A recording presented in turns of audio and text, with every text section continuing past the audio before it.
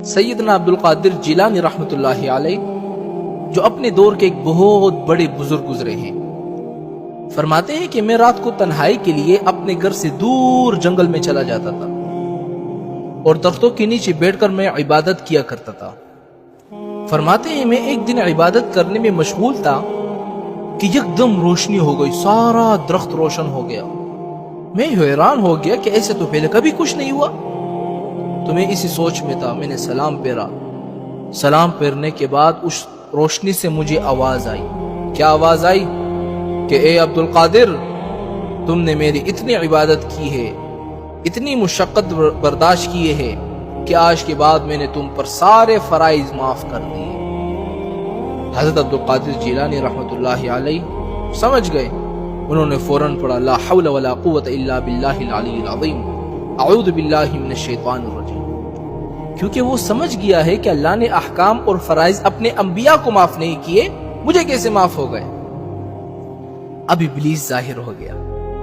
اب اس نے ایک دوسرا داؤ استعمال کیا، کہنے لگا کہ عبدالقادر، چونکہ تم صرف عابد ہی نہیں ساتھ عالم بھی ہو، اس لیے بچ گئے ہو، تمہارے علم نے تمہیں بچا لیا۔ آپ نے فرمایا اعوذ باللہ من الشیطان الرجیم، فرمایا بدبخت، تم مجھے دھوکہ دیتے ہو، مجھے میرے اللہ نے بچایا ہے، علم نہیں بچا سکتا۔ اگر علم نے بچانا ہوتا تو تم ابلیس کیوں بن جاتے؟ تمہارے پاس تو کتنا علم تھا۔ مجھے میرے علم نے نہیں، مجھے میرے اللہ نے بچایا ہے۔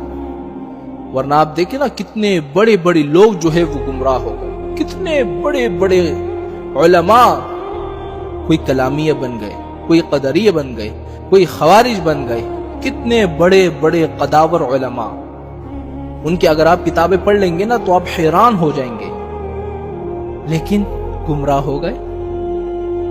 تو سیدنا عبدالقادر جیلانی رحمۃ اللہ علیہ نے فرمایا کہ مجھے میرے علم نے نہیں بچایا، مجھے میرے اللہ نے بچایا ہے، اور میں پہچان گیا ہوں کہ تم شیطان ہو۔ تو شیطان نے کہا کہ عبدالقادر، میں تمہیں بتاؤں کہ اچھے لوگوں کو گمراہ کرنے کے لیے میرے پاس 70,000 داؤ ہیں، اور میں ان کو موقع کے مطابق استعمال کرتا ہوں۔